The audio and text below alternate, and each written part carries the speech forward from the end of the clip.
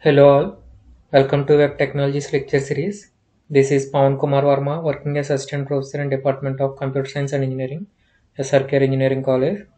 So previously we discussed what XML is and the introduction of XML, and we have already seen what are the advantages and disadvantages of XML and the syntax of XML. So coming to this video, we are going to learn what one of the important topic, namespaces. So these namespaces will be used further while writing the XML documents. So coming to the what XML namespaces is, XML namespace is used to avoid element name conflict in XML document. So these namespaces are used mainly to avoid the conflicts in XML document. So what are the conflicts? If we are trying to mix some XML documents from different XML applications, if there are same element names, the application will be confused and while recognizing the data. So elements names are defined by developer, and we are sending the documents to server or any application. So while combining the application, these name conflicts occurs. For suppose we are having in our college with and if there is a name called Kumar in second year and Kumar in third year also. So if I want to collect any data in XML, so there will be some name conflicts. So to avoid these name conflicts, these namespaces is introduced. So let's see how the name conflicts will be avoided. So an XML namespace is declared using the reserved XML attribute. So it is declared using some XML attribute. The attribute must be started with XML NS. So XML NS stands for XML namespace. So it is the syntax. If there are two elements, we are going to write in which element we want to use, we are going to write there. So element, this is the element name, and this is the attribute XMLNS, and this is the prefix of what we are going to give, and this is the URL or URI. It is nothing but uniform resource locator or uniform resource identifier. So let's see in detail. So namespace starts with keyword XMLNS. So this is the attribute, and we are having one prefix. This prefix is nothing but what name we are giving. So we must give one URL or URI. This is nothing but namespace identifier.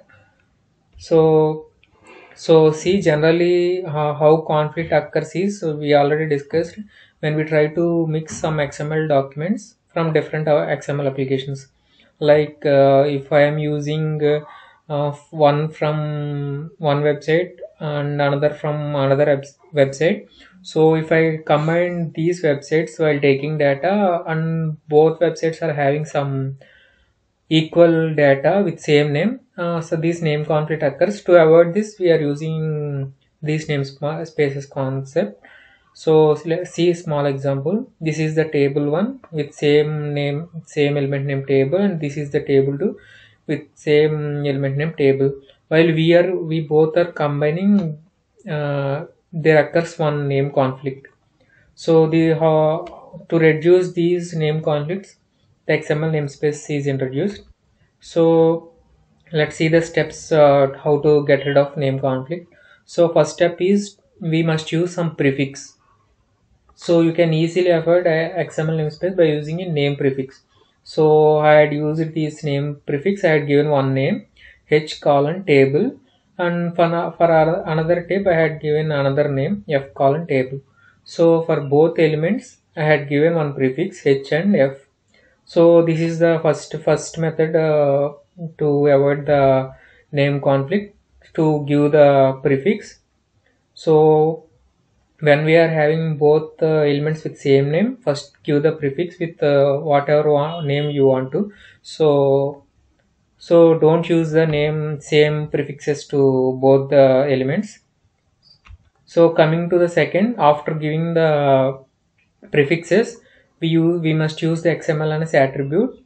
So XMLN, this is the how to use the XMLNS attribute. XMLNS colon prefix. For suppose in H and F we had given names as H and F in previous slide. So give href is equal to URI. URI is nothing but some name. So let's see what URI is. Uniform resource identifier, or we can also take URL, uniform resource locator. So uniform resource identifier, use it to identify the internet resource. It is nothing but a string of characters. So what it gives is the data we are going to send belongs to some URL.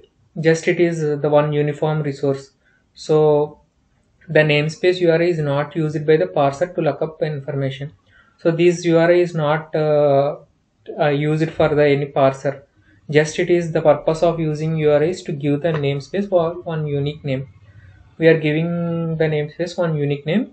So that unique name we are taking as it as URI or URL.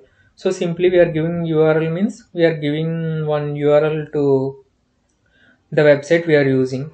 However, the companies often use the namespace as a pointer. It point to a web page containing namespace information. So what it points is to a web page. So it points to the web page. We are giving the namespace information. The most common URI we are going to use is URL, uniform resource locator. We are going to use one URL which identifies an internet domain address. So this is the example, first example. So this is the how to use the tables. If you are having two tables, plus first we are using XMLNS attribute with prefix h is equal to some URL. What I am giving URL is some website name. So this table data consists of this website. So this is how the URL is used. So and we are going to give the prefix here also. We can use in different method also. Let's see next. So this is another one, f colon table of XMLNS. Same, this is the way, this is the using of XMLNS attribute.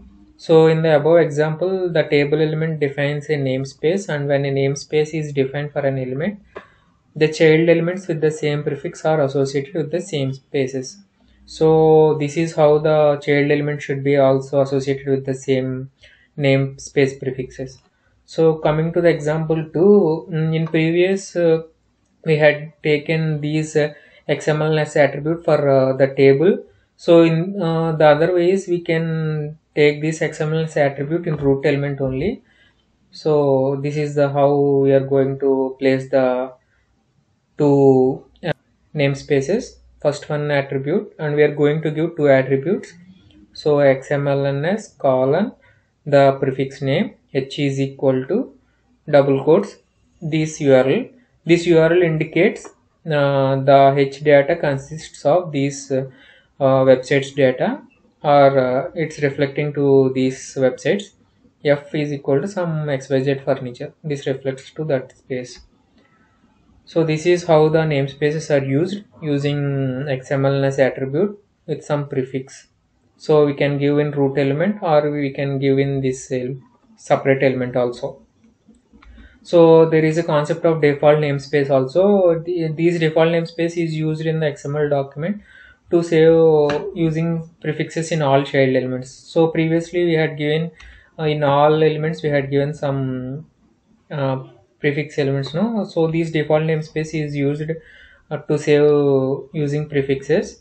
The only difference between default namespace and a simple namespace is there is no need to use a prefix in default namespace. In this default namespace we are not going to use any prefix.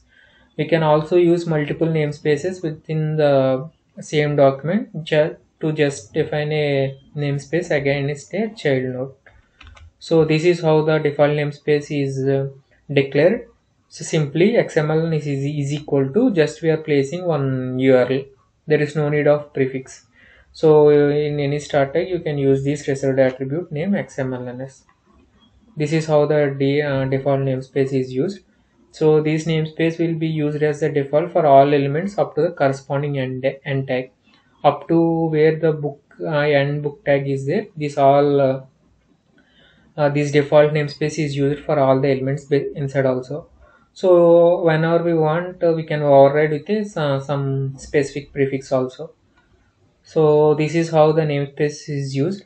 So in this video we learned about what is namespace, and whenever we occur any name conflicts, how can we pass through that name conflicts. And there are some attributes we are going to use, and we also seen what is URL and URI, and alternative we also use these how to use this default namespace also.